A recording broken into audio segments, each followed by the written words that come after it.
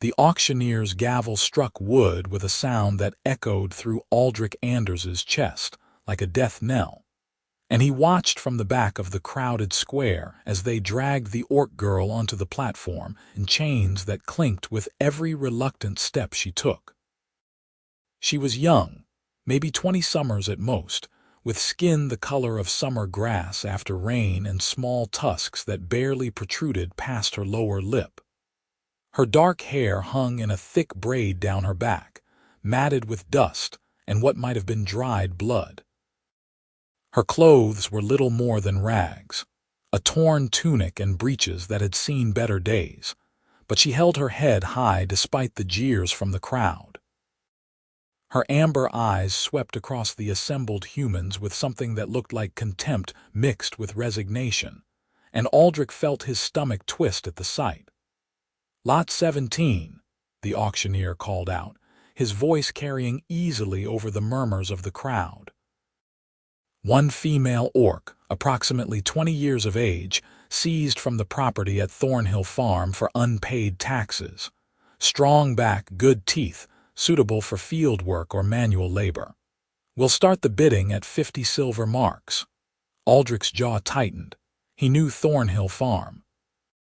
Old Garrett had worked that land for 30 years before he died last winter, and his daughter had tried to keep it going alone. The daughter who now stood on that platform in chains, being sold like livestock because she could not pay the taxes that had doubled after her father's passing.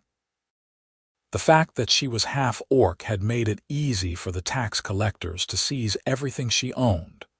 Nobody in Millbrook Gap would stand up for an orc, even one who had been born and raised among them.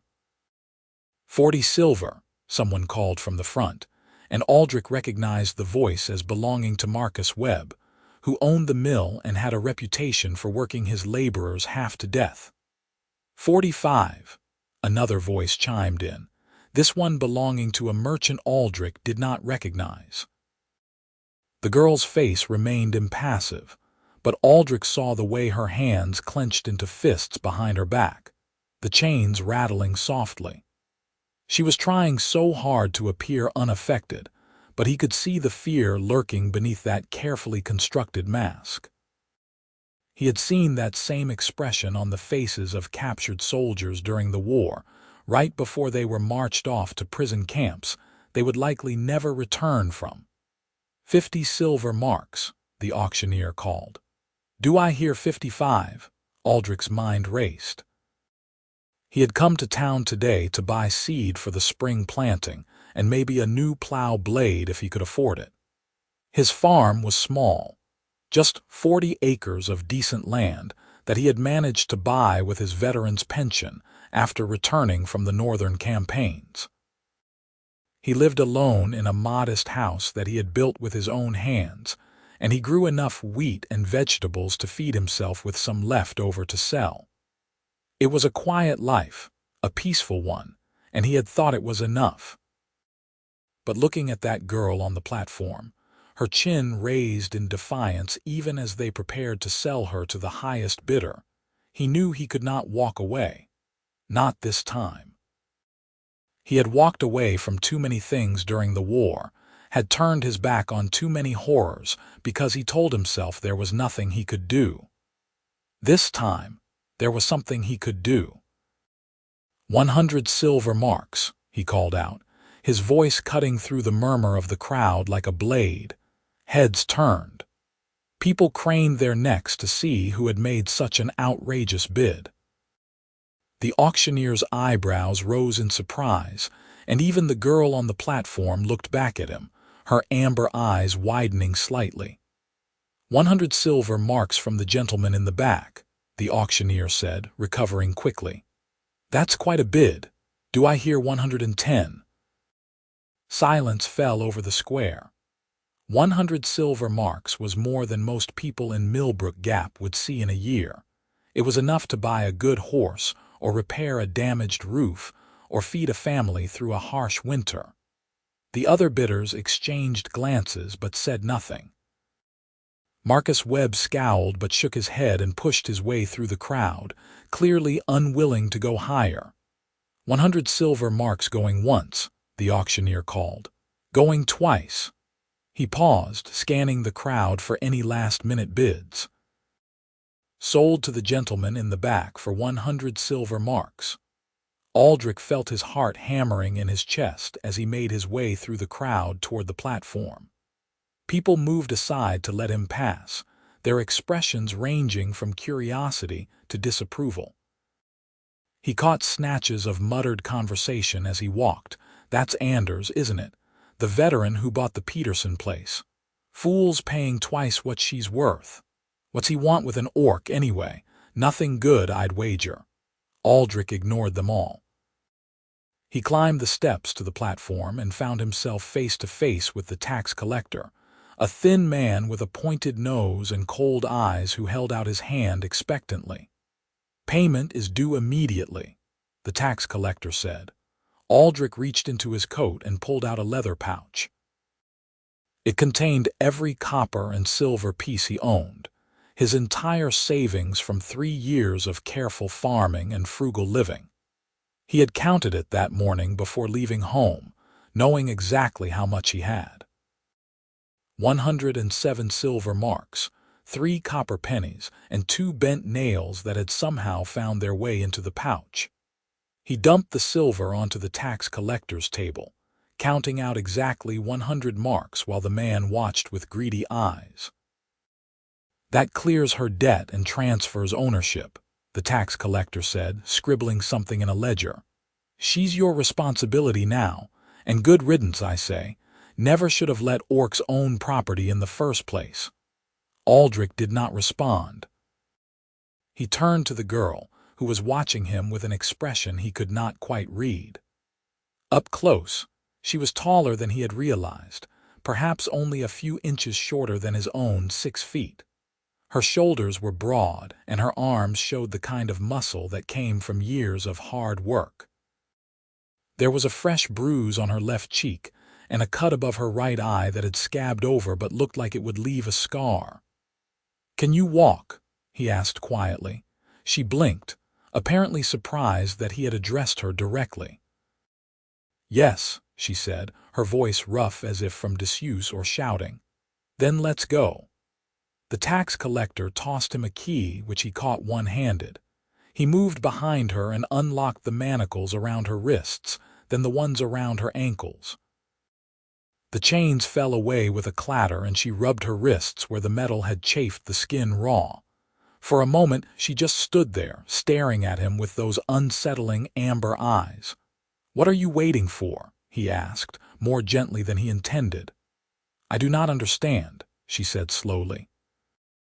"You paid all that silver for me. Why? We can talk about it later. Right now, I just want to get out of this town before someone decides to cause trouble." That seemed to make sense to her, or at least she decided not to argue. She followed him down the platform steps and through the crowd, which parted before them like water before a ship's prow. Aldric kept his hand near the knife at his belt, watching for any sign of trouble, but while people glared and whispered, no one tried to stop them. His wagon was waiting where he had left it at the edge of town, hitched to his old mare Bessie. He helped the girl climb into the back, then took his seat at the front and snapped the reins. Bessie started forward at a steady walk, her hooves clopping against the packed dirt of the road. They rode in silence for the first mile. Aldric kept his eyes on the road ahead, but he was acutely aware of the girl sitting in the wagon bed behind him.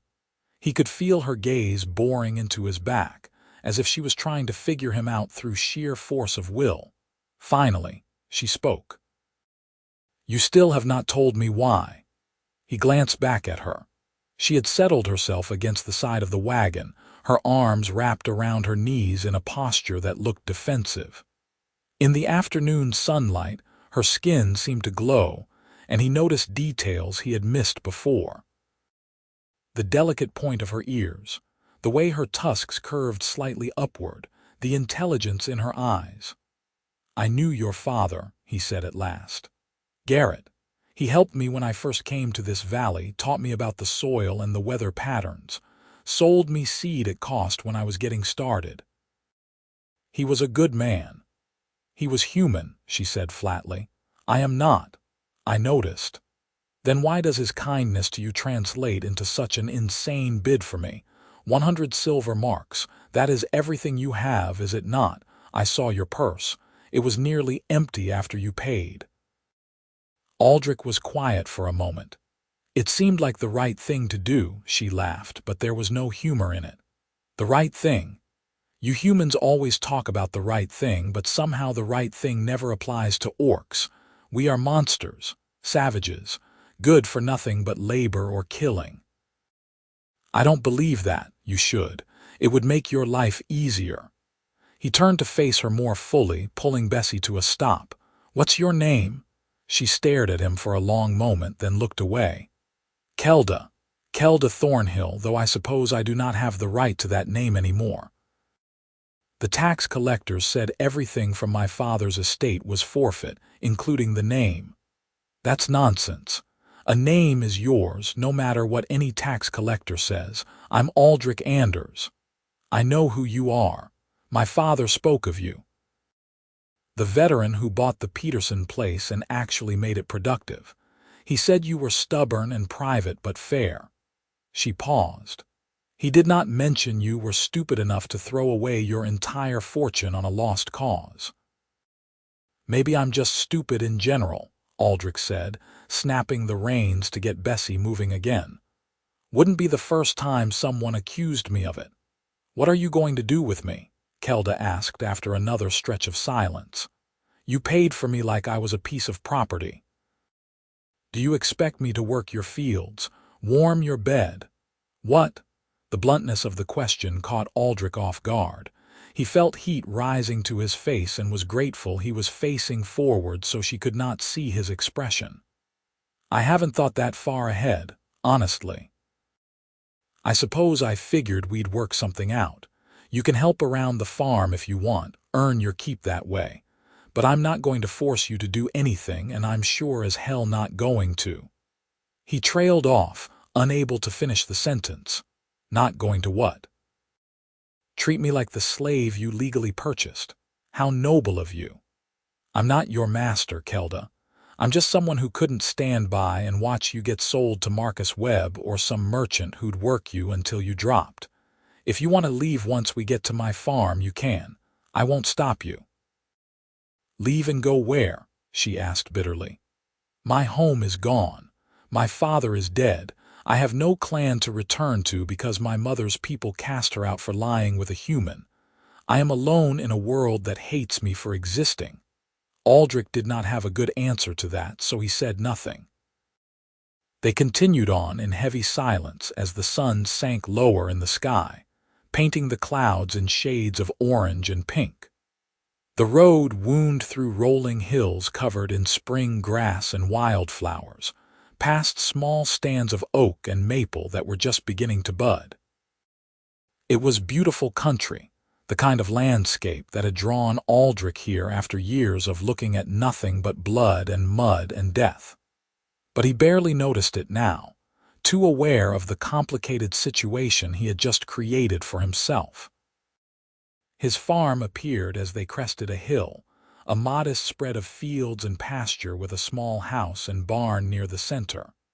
The house was simple but sturdy, built from local timber with a stone foundation and a good roof that did not leak.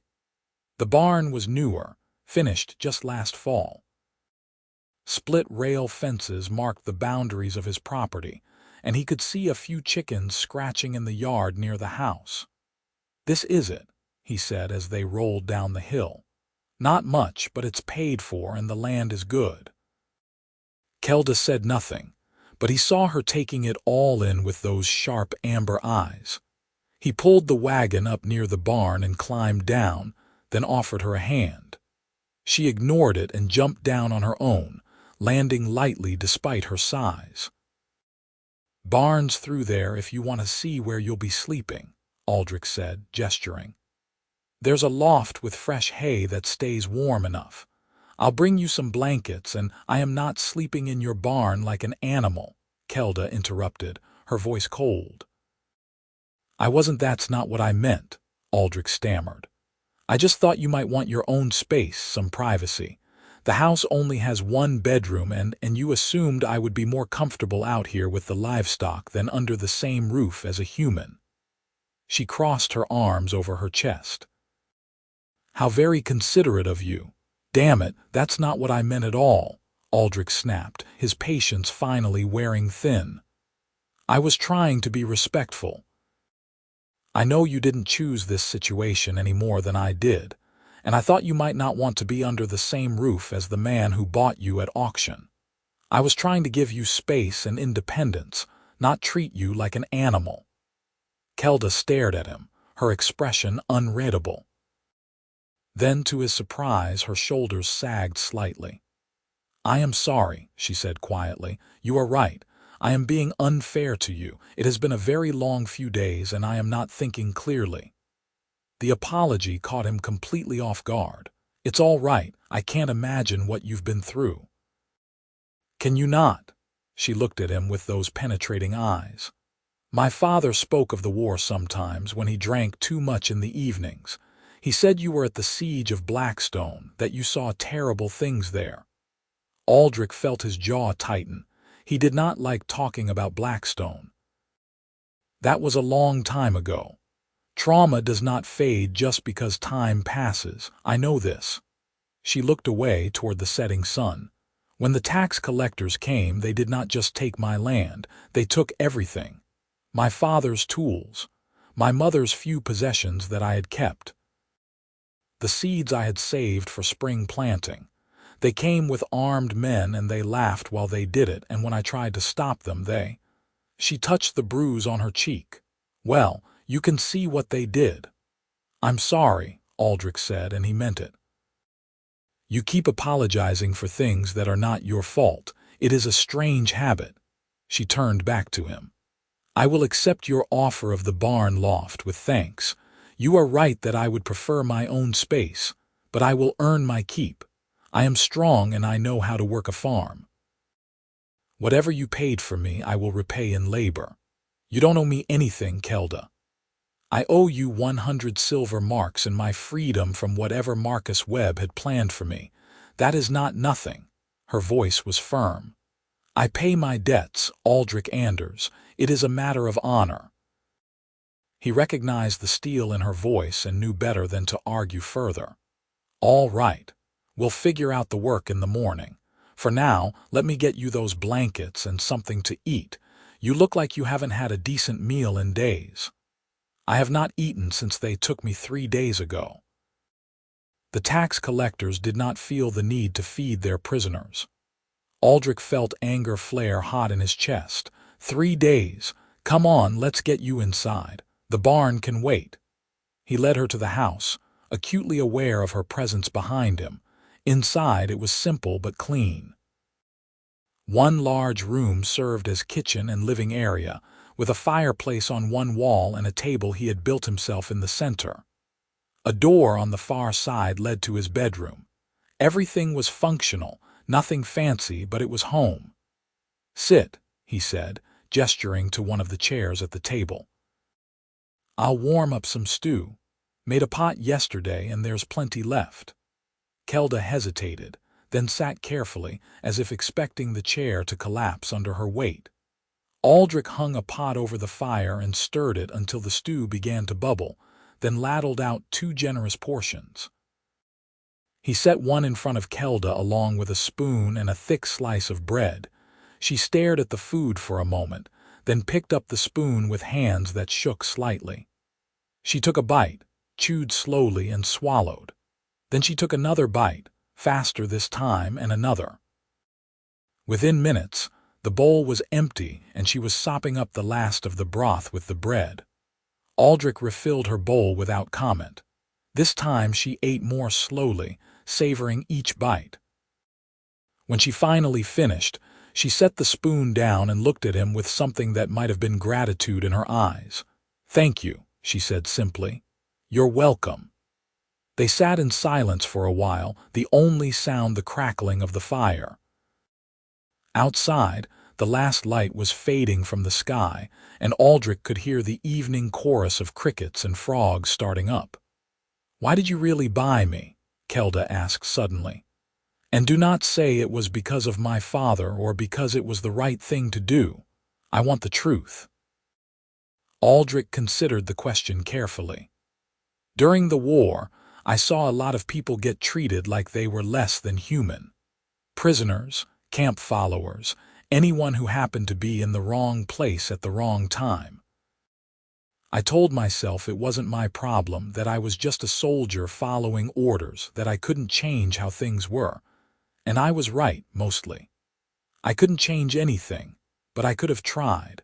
I could have spoken up or helped when I had the chance, or at least not looked away. But I didn't. I just kept my head down and did my job and told myself I'd sleep better if I didn't think about it." He paused, staring into the fire. "I don't sleep well anyway. Haven't for years. And when I saw you up on that platform today, I thought about all those times I looked away and did nothing. I thought about what would happen to you if I walked away again, and I decided I was tired of looking away." Kelda was quiet for a long moment. "That is either the most honest thing anyone has ever said to me, or you are a very skilled liar." "I'm not a good enough liar to make up something like that." "No," she agreed. "I do not think you are." She stood, pushing back from the table. "I am very tired. If you could show me to that barn loft, I think I would like to sleep now." Aldric grabbed an armful of blankets from a chest in his bedroom, along with a spare pillow, and led her out to the barn. He climbed the ladder to the loft first, making sure it was safe, then helped her up. The loft was spacious and clean, with fresh hay covering the floor and a small window that let in the moonlight. "There's a pump by the barn if you need water in the morning," he said, spreading out the blankets to make a rough bed. "And come to the house for breakfast when you're ready. We can figure out what needs doing after that." "Aldric," Kelda said as he turned to go. "Yes.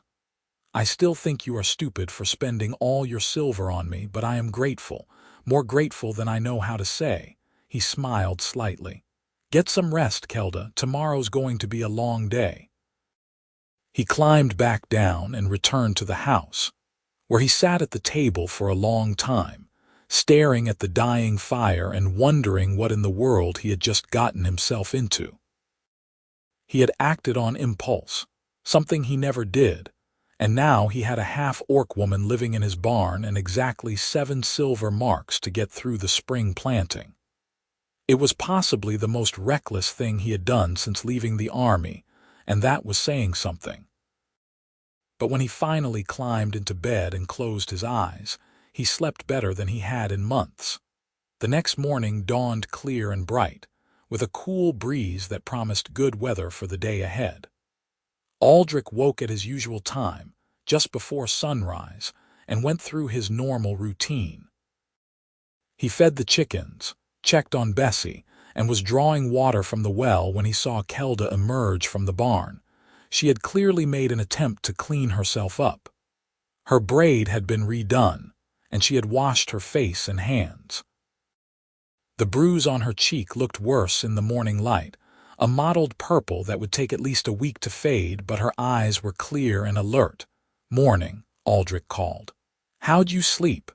"Better than I have in days," she admitted, walking over to join him. "The hay was soft and the blankets were warm. Thank you. Come on in and I'll make breakfast. Hope you like eggs." "I like anything that does not involve stale bread and brackish water." He cooked scrambled eggs with some cheese mixed in, along with thick slices of bacon and more bread toasted over the fire. They ate in companionable silence, and Aldric noticed that Kelda's hands no longer shook when she lifted her fork. Food and rest had already made a difference. After breakfast, he took her on a tour of the property. 40 acres was not a large farm by any measure, but it was more than one person could easily manage alone.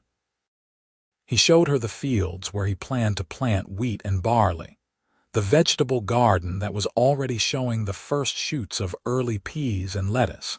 The small orchard of apple and pear trees he had planted 2 years ago. "The main problem I have is time," he explained as they walked along the fence line. "There's always more work than hours in the day. I've been hiring help during planting and harvest, but it's expensive and the men I can afford are usually more trouble than they are worth." "I can help with that," Kelda said. She bent down and picked up a fence post that had fallen over, examining the rot at the base. "This needs replacing, and I see at least a dozen more that are in similar condition. Your fence is going to fall apart by midsummer if you do not repair it." "I know. It's on the list, along with about 100 other things." "What needs doing most urgently?" Aldric thought about it. "Plowing, primarily. I need to get the wheat field turned and planted within the next 2 weeks, or it'll be too late for a good crop. After that, the garden needs weeding and the barn roof has a leak in the southeast corner that's getting worse. Show me the plow." He led her to the barn and showed her his plow, a sturdy if somewhat battered implement that he had bought second-hand. Kelda examined it critically, running her hands over the blade and the handles. "This is badly balanced," she said. "No wonder you have trouble with it. The share is too heavy for the beam. Do you have any tools?" "I've got a basic set." "Why?" "Because I am going to fix this before we use it. Otherwise you will throw your back out within an hour, and then where will we be?" Aldric watched in surprise as Kelda set to work. She moved with confidence and skill, adjusting the blade, repositioning the handles, even reshaping part of the beam with a draw knife to improve the balance. It took her less than an hour, and when she was done, the plow sat level and true. "There," she said with satisfaction. "Now it will actually work the way it is supposed to.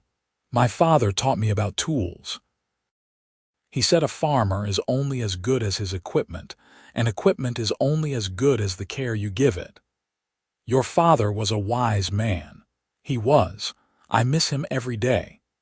They hitched Bessie to the plow and spent the rest of the morning working the wheat field.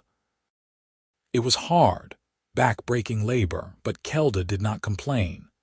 She walked behind the plow, guiding it straight while Aldric led Bessie, and between them they managed to turn a third of the field by midday. When they broke for lunch, both of them were sweating and covered in dirt. "You're good at this," Aldric said as they sat in the shade of an oak tree, eating bread and cheese. "I grew up doing it. My father's farm was larger than this, nearly 80 acres, just the two of us to work it after my mother died when I was 10. She took a long drink from the water jug. "People in town would not help us, not even for wages. My father was known as the man who had lain with an orc, and I was the monster he had created. We learned to do everything ourselves. I'm sorry you had to deal with that," she shrugged. "It was the only life I knew. And my father never treated me like I was less than human, even when everyone else did. He taught me to read and write, to work with numbers, to understand the land. He said intelligence and skill were the only things no one could take away from you." Her expression darkened. He was wrong. They took everything else, so what does intelligence matter? It matters because you're still here. You survived, and you'll rebuild even if it's not at Thornhill Farm.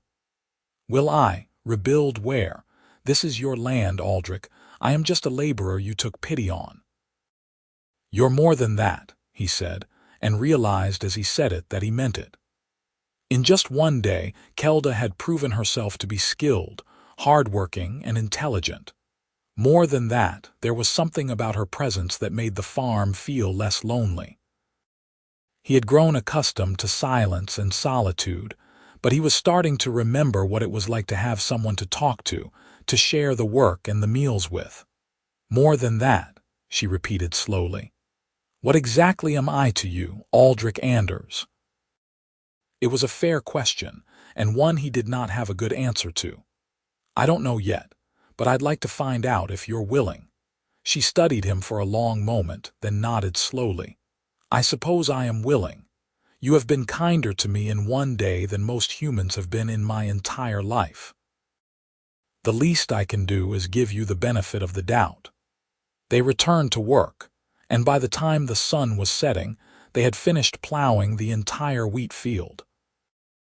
Aldric's shoulders ached and his hands were blistered, but there was a deep satisfaction in seeing the turned earth, dark and rich and ready for planting. Tomorrow they would sow the seed, and if the weather held, they would have a good crop by late summer. That evening, Kelda helped him prepare dinner, moving around the kitchen with surprising ease. She made a simple but delicious vegetable soup while he baked bread, and they ate together as the last light faded from the sky. "This is the first time I have felt anything like peace since my father died," Kelda said quietly as they finished eating. "Thank you for that. You don't have to keep thanking me, perhaps not, but I want to." She hesitated, then added, "I know this situation is strange. I know you do not owe me anything and I am not your responsibility, but I would like to stay, at least for a while, at least until I figure out what comes next." "You can stay as long as you want," Aldric said. "I mean that. Even though the people in town will talk. Even though they will say terrible things about you for harboring an orc, let them talk. I stopped caring what people thought about me a long time ago." She smiled, a real smile that showed her tusks and made her amber eyes brighten. "You are a strange man, Aldric Anders, but I think I like you." "I think I like you too, Kelda Thornhill." The days that followed fell into a comfortable rhythm.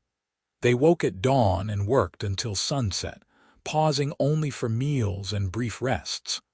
Aldric found himself relying on Kelda more and more, not just for her strength but for her knowledge and insight. She knew things about farming that he was still learning, tricks and techniques that her father had taught her. She could predict the weather by watching the birds and the clouds, could tell which plants needed more water just by the color of their leaves, could repair tools and equipment with the kind of skill that came from years of practice. But it was not just her practical abilities that impressed him. It was the way she attacked each task with focus and determination, the way she never complained even when the work was hard, the way she found small joys in simple things. She would stop to watch a hawk circling overhead, or smile at the sound of the chickens clucking, or hum old songs while she worked in the garden. He also noticed the way the fear gradually faded from her eyes, replaced by something softer. She laughed more easily, spoke more freely, and seemed to relax in his presence. The bruise on her cheek healed and the raw places on her wrists from the manacles faded to faint scars. She filled out slightly as regular meals began to restore her strength, and there was a healthy glow to her green skin that had not been there before. For Aldric's part, he found himself looking forward to their conversations in the evenings after work was done. Kelda was well-read and thoughtful, with opinions on everything from agriculture to philosophy. She had a dry sense of humor that caught him off guard sometimes, making him laugh in a way he had not laughed in years. And she was a good listener, patient and attentive when he talked about his plans for the farm or his memories of better times before the war. He tried not to think too much about the fact that he was growing attracted to her. It seemed wrong somehow, given how they had met. She was here because he had bought her at auction, because she had nowhere else to go. The last thing he wanted was for her to feel obligated to him in any way beyond the work arrangement they had established. But it was hard to ignore the way his pulse quickened when she smiled at him, or the way his eyes followed her as she moved around the farm, or the way he found himself wanting to make her laugh just to hear the sound of it. He told himself it was just loneliness, just the natural result of having someone around after years of solitude. But deep down, he knew it was more than that. 3 weeks after the auction, Aldric had to make a trip back to Millbrook Gap for supplies. He tried to convince Kelda to stay at the farm, worried about how the townspeople would react to seeing her, but she insisted on coming with him. "I am not going to hide," she said firmly. "I did nothing wrong, and I will not act like I did." So they loaded up the wagon and made the journey together. The moment they rolled into town, Aldric could feel the stares. People stopped what they were doing to watch them pass, and he heard the whispers starting up like a swarm of angry bees. "That's Anders with the orc girl. Heard he paid a fortune for her. Wonder what for. Nothing good, that's certain." Kelda kept her head high and her expression neutral, but Aldric saw the tension in her shoulders. He pulled the wagon up in front of the general store and climbed down, then offered her a hand. This time she took it. Inside the store, the proprietor's smile vanished the moment he saw Kelda. "We don't serve orcs here," he said coldly. "You serve me and she's with me," Aldric replied, his voice even. "I need seed, nails, and some basic supplies. You want my silver or not?" The proprietor looked like he wanted to argue, but silver was silver. He filled Aldric's order in sullen silence, and Aldric paid with some of the money he had earned selling eggs and vegetables in the past few weeks. It was not much, but it was enough. As they were leaving, they ran into Marcus Webb on the street. The mill owner looked Kelda up and down with an expression that made Aldric's skin crawl. "Heard you've got her working your farm," Webb said. "Getting your money's worth out of her, I hope." "That's none of your concern," Aldric said coolly. "Oh, but it is. See, I was planning to buy her myself, put her to work at the mill. Would have been a good investment, but you went and bid that ridiculous price, and now I'm short a worker." He stepped closer to Kelda, who stood her ground even though she was clearly uncomfortable. "If you get tired of farm work, girl, you come see me. I'll make it worth your while."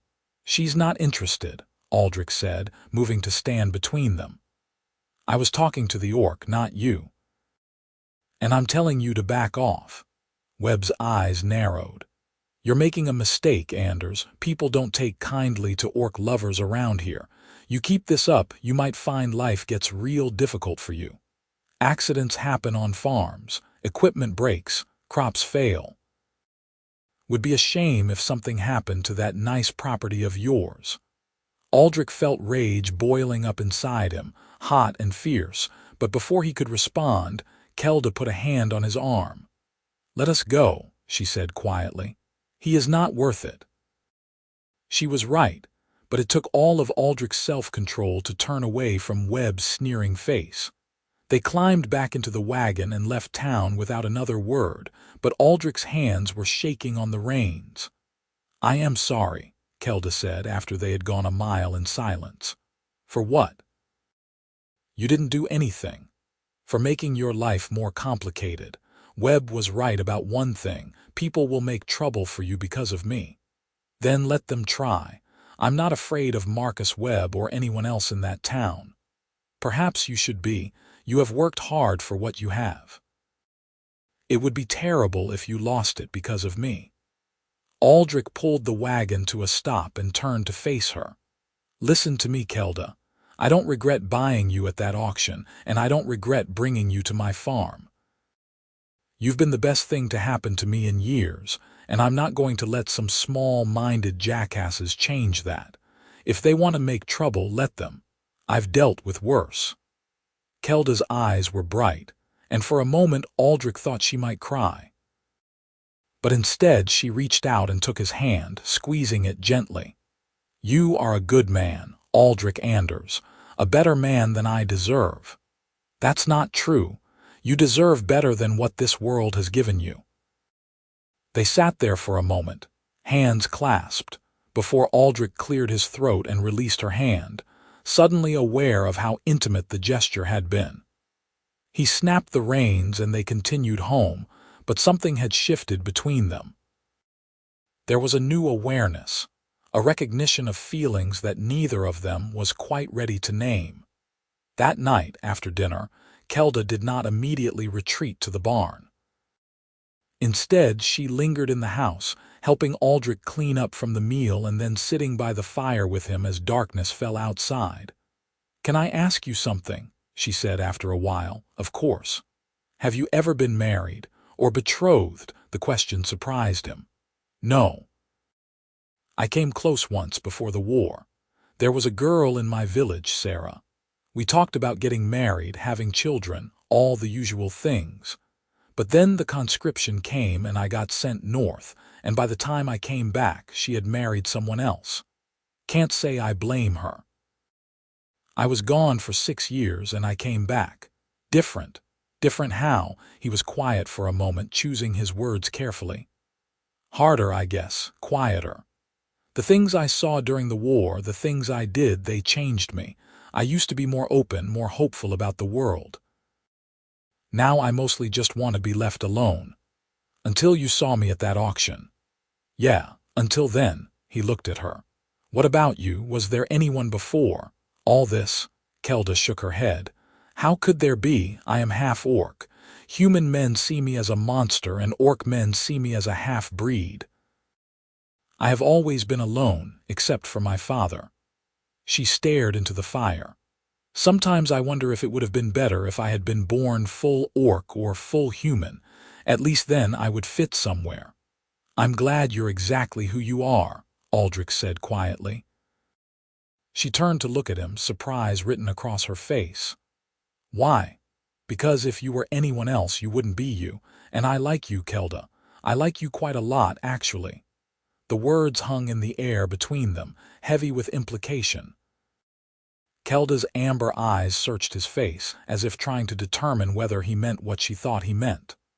"Aldric," she said slowly, "you must know that anything between us would be complicated, forbidden even. Humans and orcs are not supposed to. I know what people think. I don't care." "You should care. My mother cared and it got her cast out from her clan. My father cared and it made him a pariah in his own town. I am the result of their love and I have suffered for it my entire life. I'm not saying it would be easy. But I'm tired of letting other people decide what's right for me.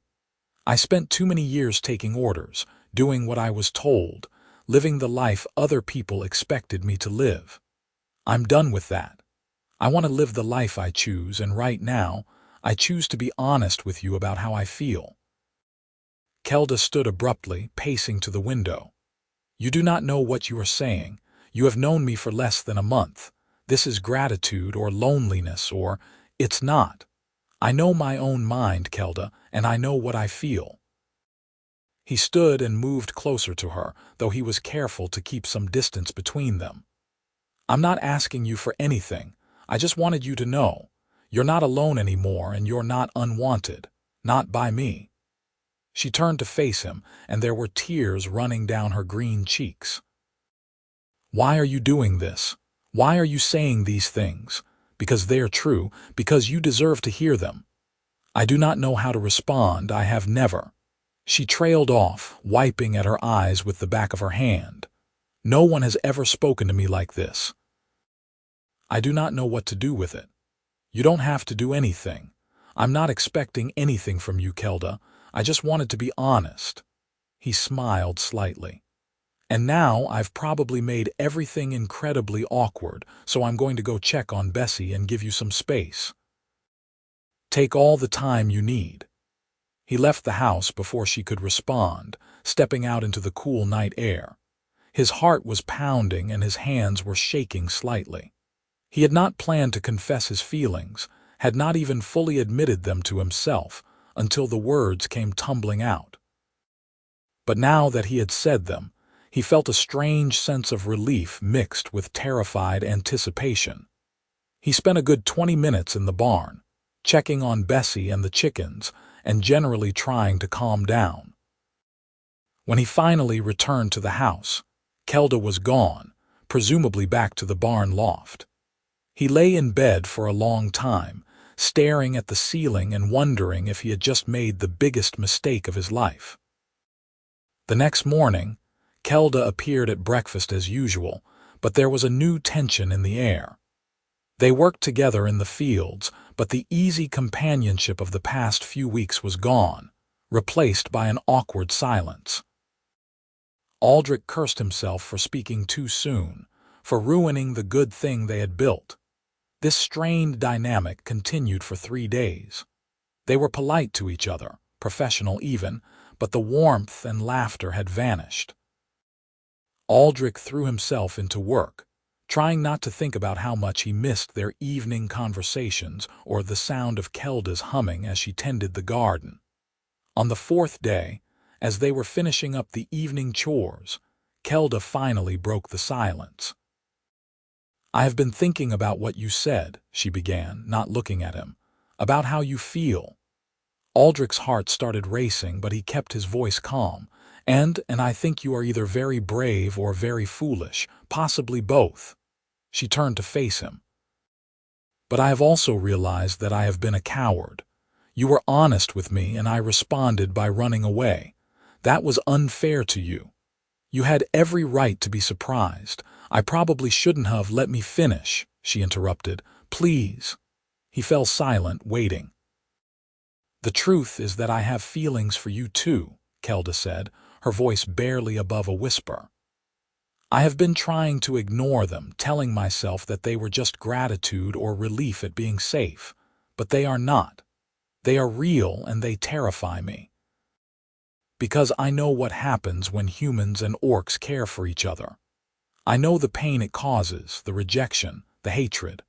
I do not want that for you, Aldric. You deserve better than to be ostracized because of me.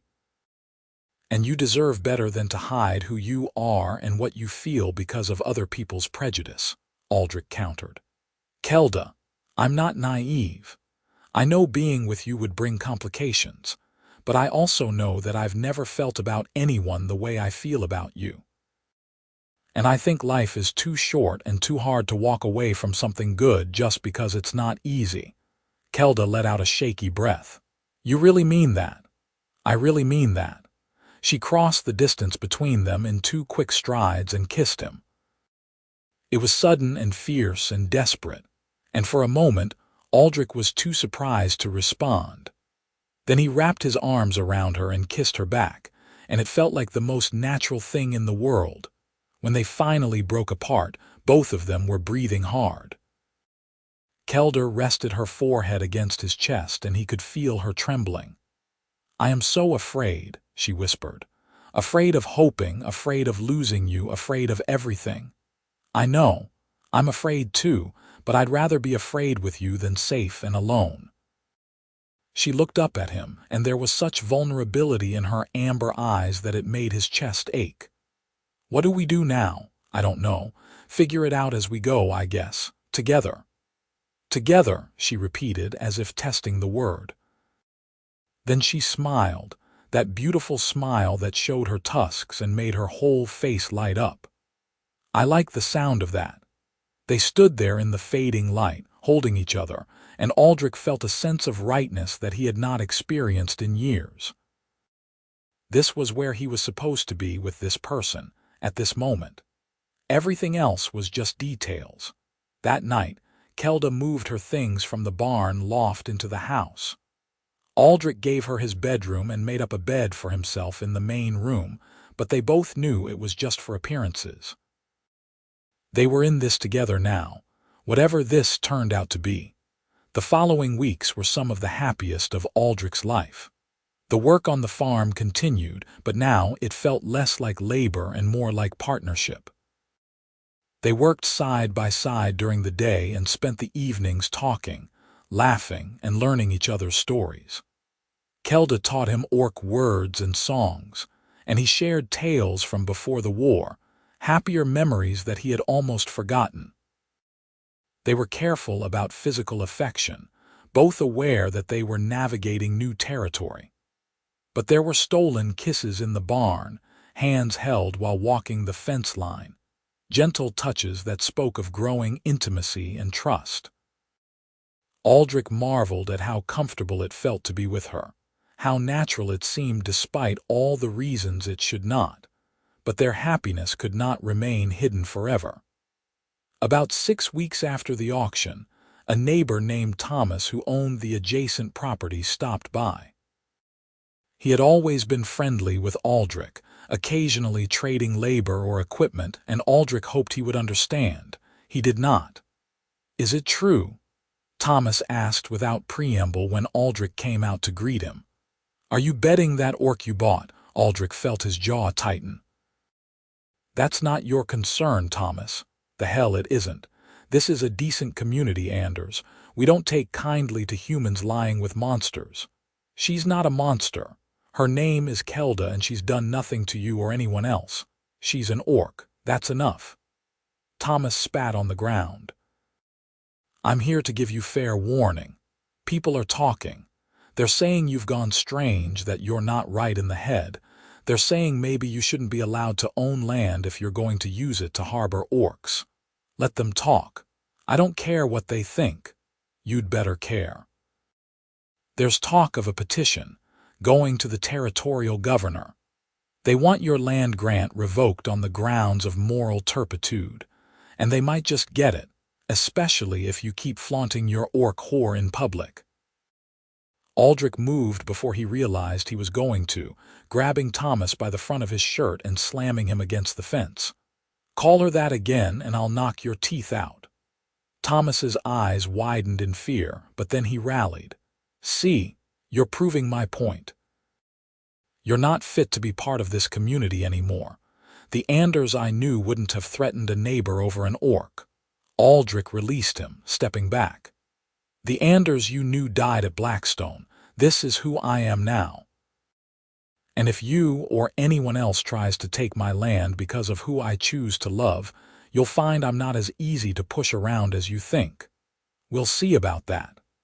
Thomas straightened his shirt, his expression hard. "You've got until the end of the month to get rid of her. After that, things are going to get unpleasant for you." He left without another word, and Aldric stood there watching him go, his hands clenched into fists. He heard the door open behind him and turned to see Kelda standing there, her face pale. "I heard," she said quietly. "This is what I feared, Aldric. They are going to destroy you because of me." "No, they're going to try. There's a difference." "Is there? You heard what he said. They can take your land, your livelihood, everything you have worked for, and they will if you do not send me away." "I'm not sending you away." "Then you are a fool." She moved toward him, her voice rising. "I am not worth losing everything over. I am just one person, one half-breed orc that nobody wants. This farm is your life, Aldric. You cannot throw it away from me." "You're right. You're not just one person. You're the person I love." The words came out before he could stop them, but he did not take them back. "I love you, Kelda, and I'm not giving you up because some small-minded bigots can't handle seeing us together." Kelda stared at him, her amber eyes wide. "You love me?" "Yes, I think I have for a while now. I just wasn't ready to admit it. You barely know me." "I know enough. I know you're kind and strong and smart and funny. I know you make me laugh and make me think and make me want to be a better person. I know that my life was empty before you came into it, and I don't want to go back to that emptiness." Tears were streaming down her face now, but she was also smiling. "You ridiculous, wonderful, infuriating man, I love you too, and that is precisely why I should leave. Because I love you enough to not want to see you destroyed. Then we'll face the destruction together, because I'm not letting you go." They held each other in the yard as the sun sank below the horizon, and Aldric felt a strange mix of joy and dread.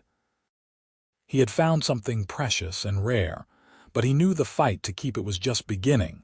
Over the next week, the situation escalated.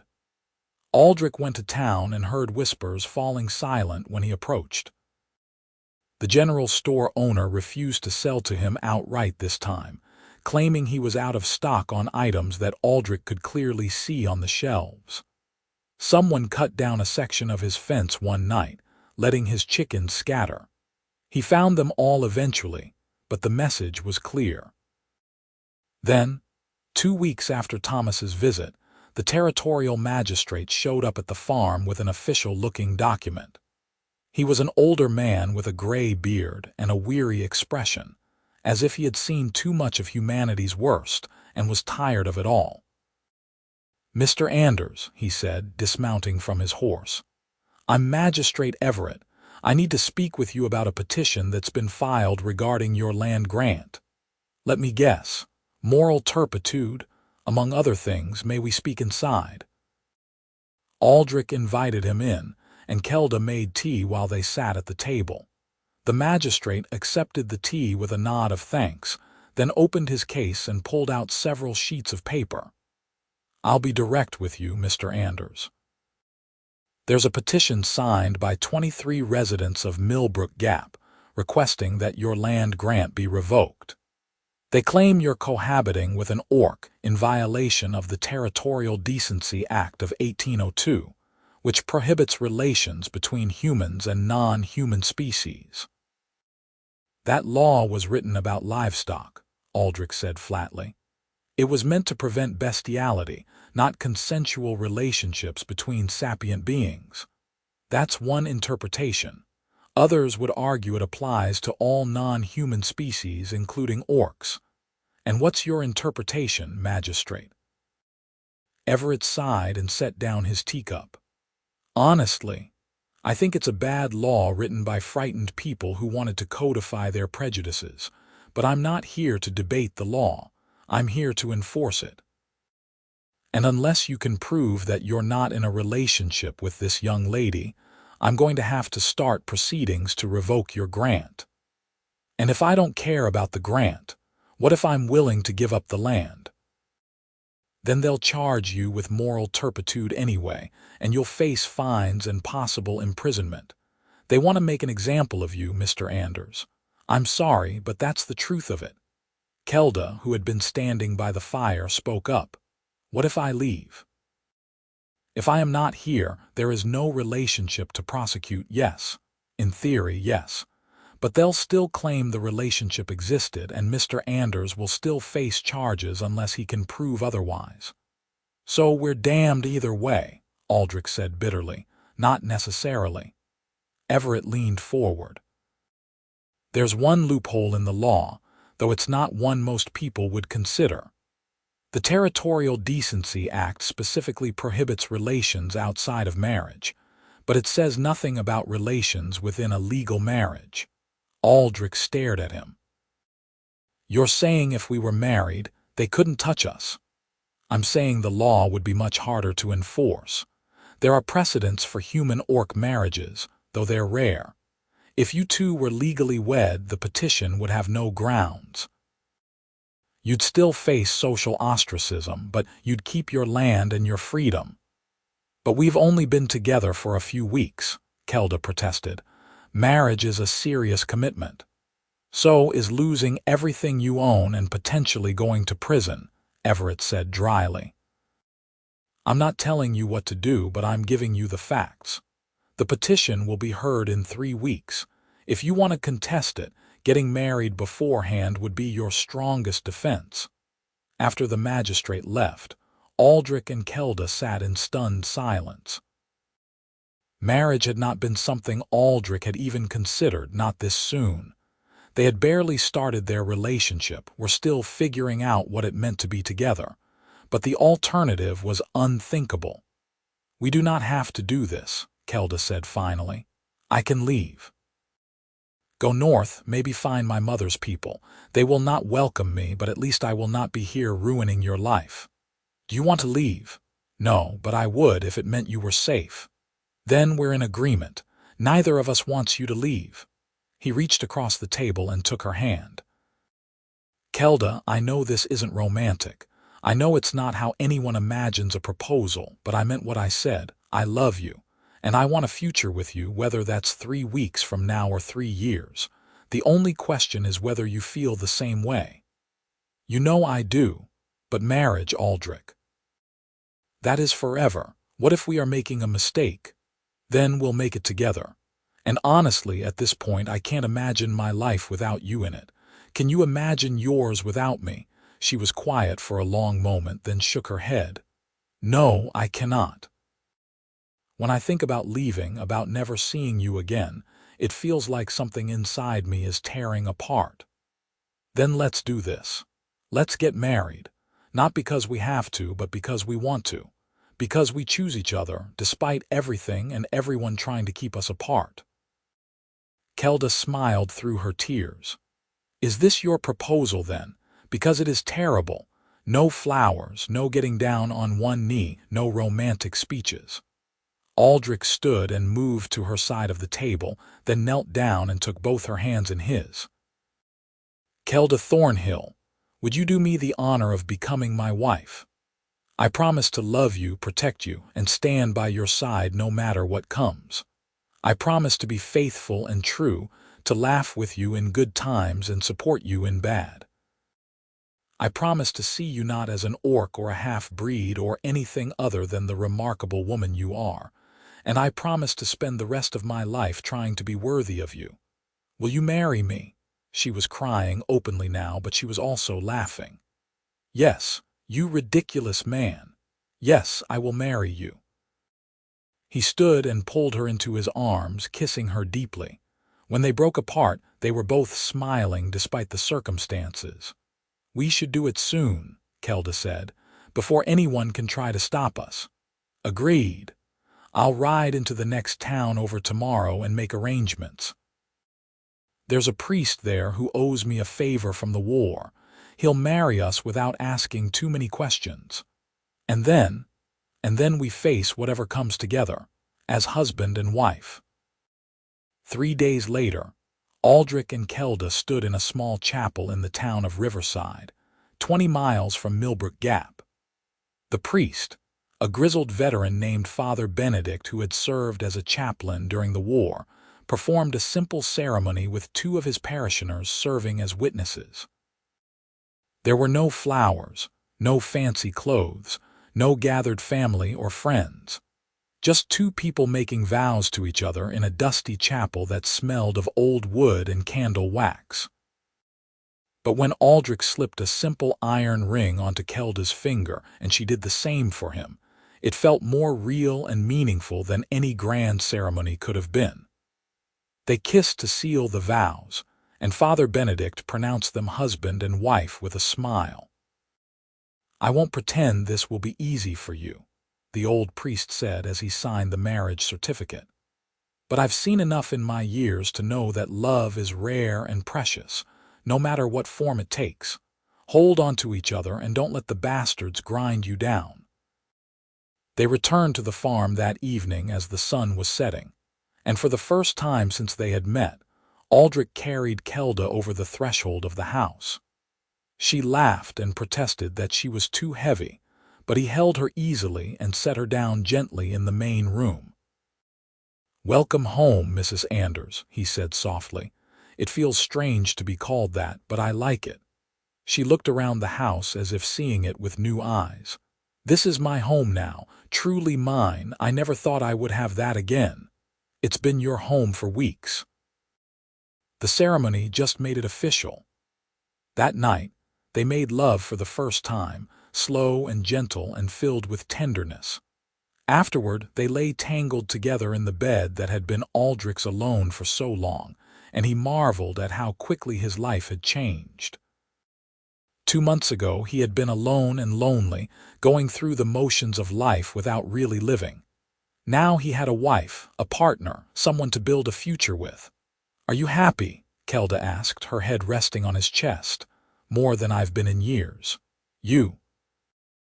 "Terrified and happy in equal measure, but yes, very happy." She traced patterns on his skin with her fingertips. "Do you think they will accept the marriage, the people from town?" "I don't know, but we've got the certificate and Father Benedict is respected. It should hold up legally." "And if it does not, then we'll figure something else out. But I'm not going to spend tonight worrying about what might happen tomorrow. Tonight I just want to be here with you." She kissed his shoulder. "That sounds perfect." The next week, Aldric rode back to Millbrook Gap to file the marriage certificate with the territorial recorder. The clerk's eyes widened when he saw what it was, but he accepted it without comment and added it to the official records. Word spread quickly, and by the time Aldric left town, people were staring at him with expressions ranging from shock to disgust to something that might have been grudging respect. When the day of the petition hearing arrived, Aldric and Kelder rode to the territorial courthouse together. The courtroom was packed with people from Millbrook Gap, many of whom had signed the petition. Marcus Webb sat in the front row, looking smug. Thomas was there too, along with the general store owner and a dozen others Aldric recognized. Magistrate Everett presided, and he called the hearing to order with a sharp rap of his gavel. The petitioners presented their case first, with Marcus Webb serving as spokesman. He painted a lurid picture of Aldric as a man who had abandoned all decency, who was corrupting the morals of the community, who was setting a dangerous example by cohabiting with an orc. "This is not about prejudice," Webb said, his voice dripping with false sincerity. "This is about maintaining the standards of civilized society. If we allow humans and orcs to live as man and wife, what's next? Where do we draw the line? Mr. Anders has shown himself to be unfit for the responsibilities of land ownership, and we ask that his grant be revoked immediately." When it was Aldric's turn to speak, he stood and presented the marriage certificate. "My wife and I were legally married 10 days ago by Father Benedict of Riverside. We have committed no crime and violated no law.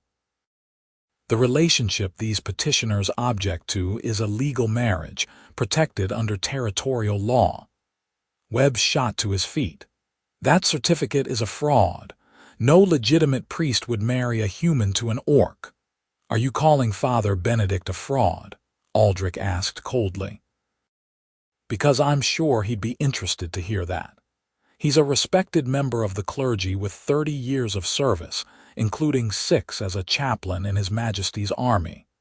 I don't think you want to impugn his integrity in open court."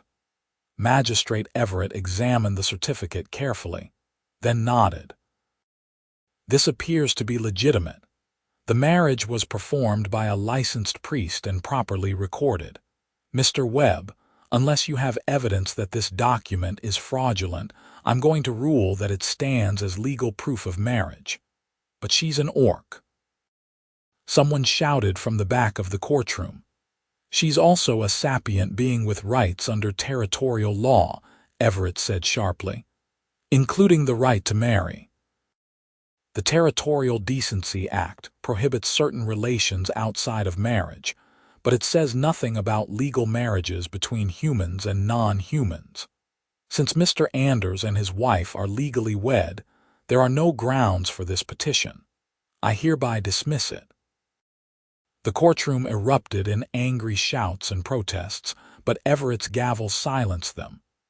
"This hearing is concluded, and let me make something clear to all of you.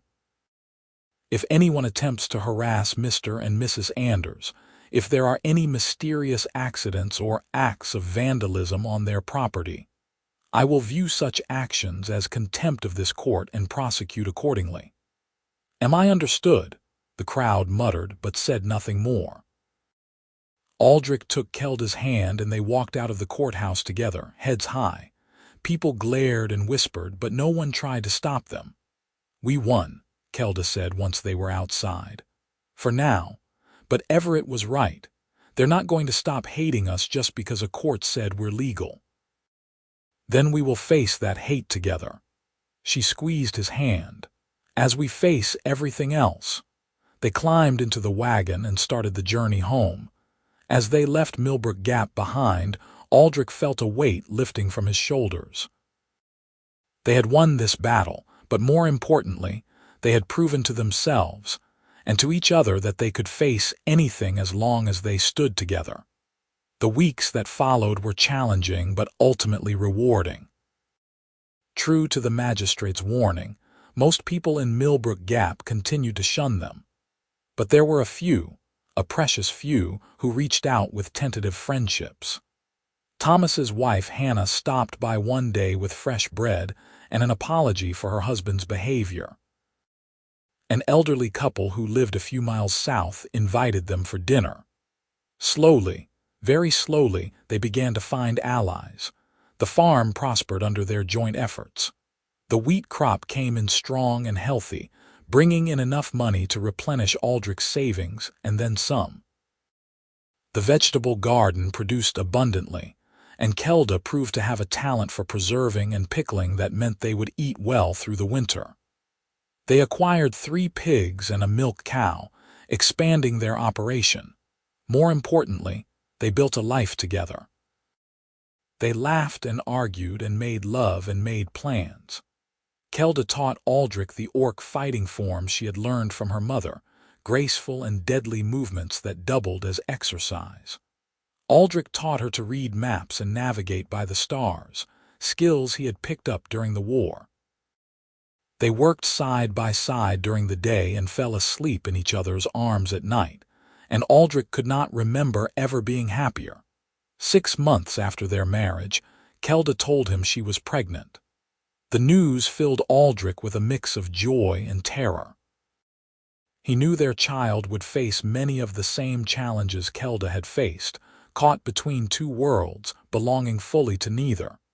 But he also knew their child would be loved, fiercely and completely, and that had to count for something. "Are you happy?" Kelda asked him that night, her hand resting on her still flat belly. "Yes. Scared but happy. You, the same. Our child will have a hard life, Aldric. People will call them names, reject them, hate them for something they cannot control. I know, but they'll also have us. They'll have a home where they're loved and accepted. They'll grow up knowing they're wanted. That's more than a lot of children have. You are right. And we will teach them to be strong, to be proud of who they are." She smiled. "I think we will be good parents." "I think so too." As winter approached, they prepared for the coming months with the efficiency of long practice. They stocked the root cellar with vegetables and preserved meats, repaired the barn and house against the cold, and gathered firewood. Aldric built a cradle from oak wood, carving intricate patterns into the headboard, while Kelda sewed blankets and tiny clothes. On a cold evening in late autumn, they sat by the fire after a long day's work. Snow was falling outside, the first of the season, and the world beyond their windows was white and peaceful. "You ever regret it?" Kelda asked suddenly. "Spending all your silver on me that day, everything that's happened since?"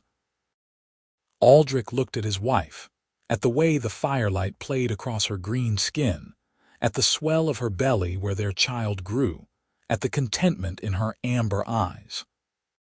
He thought about the man he had been before that auction, lonely and going through the motions of living without really feeling alive.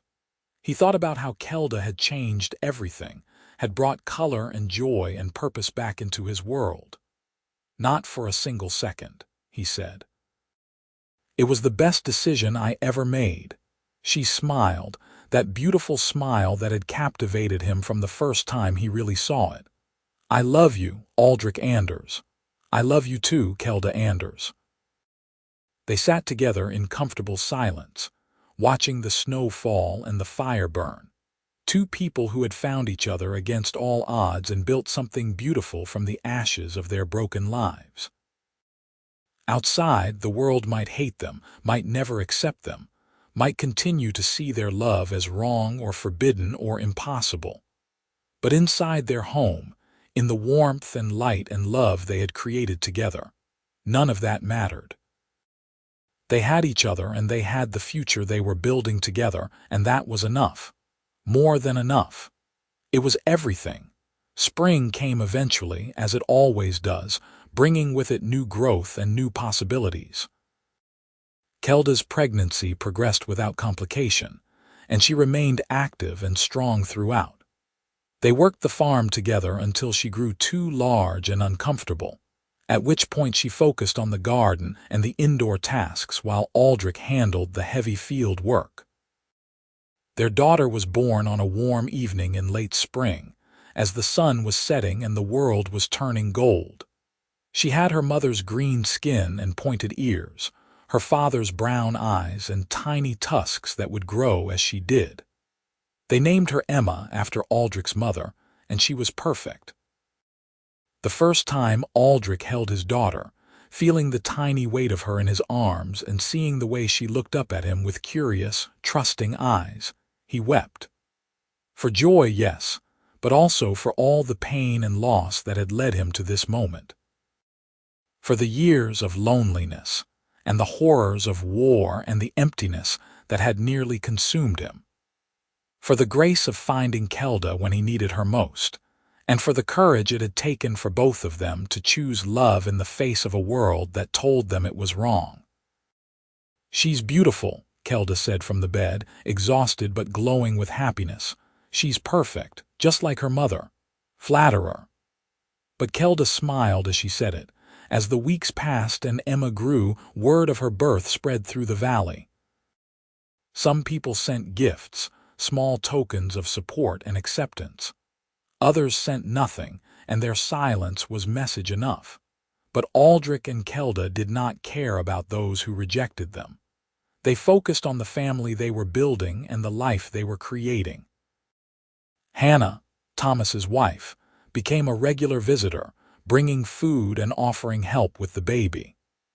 She had apologized profusely for her husband's role in the petition, explaining that Thomas had since realized the error of his ways.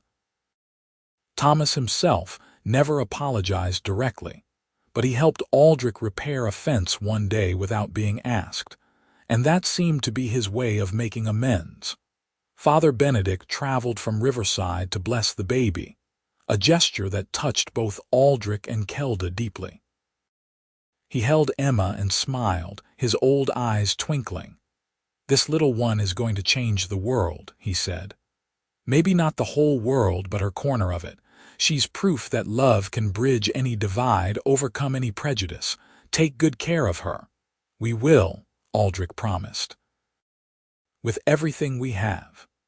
As summer arrived and the farm flourished under their care, Aldric often found himself pausing in his work to simply watch his wife and daughter. Kelda would sit in the shade of the oak tree, nursing Emma and singing old orc songs in a language Aldric was slowly learning. Or she would carry Emma through the garden, pointing out different plants and explaining their uses, even though the baby was far too young to understand. In those moments, Aldric felt a contentment so deep and profound that it almost frightened him. He had come so far from the broken soldier who had returned from the war, wanting only to be left alone. He had found love where he least expected it, had fought for that love against social pressure and legal challenges, and had built a life that mattered. One evening, as they sat on the porch watching the sunset while Emma slept in her cradle nearby, Kelda leaned her head on Aldric's shoulder. "You remember what you said to me that first day?" she asked. "When you bought me at the auction. Which part?" "You said you were tired of looking away, tired of doing nothing when you knew something was wrong." "I remember. I have been thinking about that a lot lately, about how one moment of courage, one decision to act instead of looking away, can change everything. If you had not bid on me that day, I would be working in Marcus Webb's mill right now, probably being abused and broken. Instead, I am here with you with our daughter, living a life I never thought was possible." "I'm the one who should be thanking you," Aldric said. "You gave me a reason to live again, to care about something beyond just surviving day to day. Then we saved each other. That seems fitting." She lifted her head to look at him. "I am happy, Aldric, truly, deeply happy. And I want you to know that, no matter what challenges come, no matter what prejudice we face, I will never regret choosing you, choosing this life." He kissed her soft and tender. "Neither will I, not ever." As the years passed, their farm became known throughout the valley as a place of acceptance and peace. Other mixed couples, human and orc or other non-human species, sought them out, looking for advice or just a place where they would not be judged. Aldric and Kelda welcomed them all, sharing their story and their home. Emma grew into a bright, curious child who inherited her mother's strength and her father's stubborn determination. She played in the fields and helped with the chores and learned to read from the books Aldric bought whenever he could afford them. She knew she was different from most of the children she occasionally encountered, but she also knew she was loved, and that made all the difference. When Emma was 3 years old, Kelda gave birth to a son they named Garrett, after her father. He had more of Aldric's features than Emma did, but the green tint to his skin and the small tusks marked him as his mother's child as well. The arrival of their son felt like a blessing, a sign that their family was meant to be. The farm continued to prosper. They expanded their operation, bought more land, hired help during the busy seasons. Aldric never forgot the day he had spent his last 100 silver marks on an orc girl at an auction. But those marks had returned to him 1,000-fold in ways that had nothing to do with money. He had gained a partner who worked beside him and challenged him to be better. He had gained children who filled his life with joy and purpose. He had gained respect from those who mattered and learned to ignore the opinions of those who did not. Most importantly, he had gained love, real and deep and lasting.